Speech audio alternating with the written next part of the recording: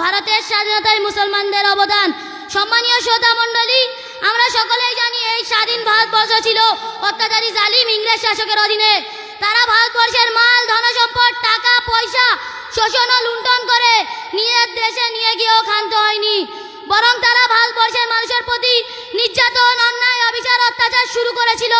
তারা ভারতবর্ষের মানুষদেরকে নীল চাষ করতে বাধ্য করেছিল এবং তারা ঘোষণা করেছিল যে ভারতবর্ষের মানুষ জন্মগত হিসেবে ভারতীয়, কিন্তু আইন কানুন নিয়ম নীতি কৃষ্টি কালচার হিসেবে তারা হলো ব্রিটিশ। ভারতবর্ষের মানুষদের আর ধর্মীয় স্বাধীনতা দেওয়া হবে না।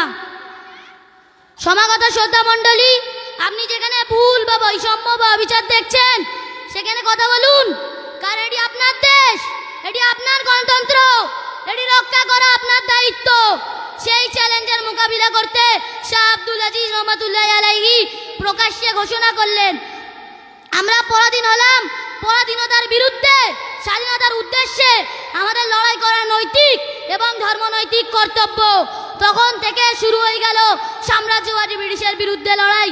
শুধু তাই নয়, 1757 খ্রিস্টাব্দে ভারতের বিখ্যাত হাজী ইমদাদুল্লাহ মুয়াজির মাক্কি রহমাতুল্লাহ আলাইহি নেতৃত্বে মাওলানা কাসিম নানুদাবি, হযরত মাওলানা রাশিদ আহমদ গাঙ্গুহি রহমাতুল্লাহ, হাফিজ জামিন রহমাতুল্লাহ আলাইহি শ্যামলীর ময়দানে সাম্রাজ্যবাদী ব্রিটিশের বিরুদ্ধে লড়াই করে। সেই সময় ইস্ট ইন্ডিয়া কোম্পানি ঘোষণা করেছিল যে সমস্ত মুসলমানের মাথায় টুপি, মুখে দাড়ি, পরনে লম্বা জামা, তাদের দ্বারা ফাঁসির দড়িতে ঝুলিয়ে দাও। অত্যন্ত ব্যথিত হয়ে বলবো, 1-2 সপ্তাহের মধ্যে 2 লক্ষ মুসলমান যাদের মাথায় টুপি, মুখে দাড়ি, পরনে লম্বা জামা, তাদের দ্বারা ফাঁসির দড়িতে ঝুলিয়ে দিয়েছিল। শুধুমাত্র দিল্লি শহরের 5000 আলেম ওলামাকে ফাঁসির দড়িতে ঝুলিয়ে দিয়েছিল। ভারতবর্ষে তাদের প্রশাসন ক্ষমতা রাখতে 3 বছরের মধ্যে 14,000 আলেম ওলামাকে ফাঁসির দড়িতে ঝুলিয়ে দিয়েছিল। মিস্টার থমসন তার জীবনীতে লিখেছেন যে দিল্লির চাঁদনি চক থেকে খাইবার পর্যন্ত রাস্তার দুপাশে এমন কোনো বৃক্ষ ছিল না যাতে কোনো আলেম ওলামাকে ফাঁসি দেওয়া হয়নি।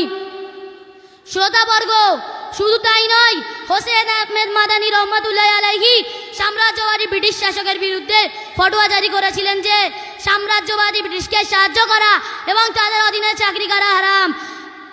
তার কারণে সাম্রাজ্যবাদী ব্রিটিশ শাসক হোসেন আহমেদ মাদানীকে শুট অ্যান্ড সাইডের ওয়ারেন্ট জারি করে তাকে গ্রেফতার করে 4 বছর সশ্রম কারাদণ্ডে দণ্ডিত করে ব্রিটিশ প্রশাসন। তারপর জাতি ধর্ম বর্ণ নির্বিশেষে সকলেই নিজ নিজ বুকে টাটকা তরতাজা খুনকে ঢেলে দিয়ে সাম্রাজ্যবাদী ব্রিটিশকে বিতাড়িত করে পরাধীন ভারতের স্বাধীনতার পতাকা উত্তোলন করেছিলেন। যেহেতু আমরা স্বাধীন ভারতবর্ষের স্বাধীন নাগরিক হিসেবে 15ই আগস্ট উদযাপন করে থাকি, তাই সেই সমস্ত বিজয়ের বিপ্লবীদেরকে অন্তরের অন্তঃস্থল থেকে সম্মান আর জাতি ধর্ম বর্ণ নির্বিশেষে সকলেই জানাই সাধুবাদ। কিন্তু বড় দুঃখের বিষয়, এই ভারতকে স্বাধীন করার জন্য, একটি স্বাধীন জাতি গঠনের জন্য অনেক ব্যক্তি তাদের কারাবাস, নির্বাসন, এমনকি জীবনহানি সহ্য করেছে, নিজের বিবিকে বিধবা করেছে, পুত্রকে এতিম করেছে, কিন্তু তাদের নাম আজ বর্তমানে ইতিহাসের পাতায় বিদ্যমান নেই। তাই আমি ওই সমস্ত বিকৃতিকারী ঐতিহাসিকদেরকে বলতে চাই, ভারতের স্বাধীনতা সংগ্রামে মুসলমানদের ভূমিকা, একতা ও সম্মিলিত আকাঙ্ক্ষার চেতনার প্রমাণ, যা আন্দোলনের মধ্যে বৈশিষ্ট্য।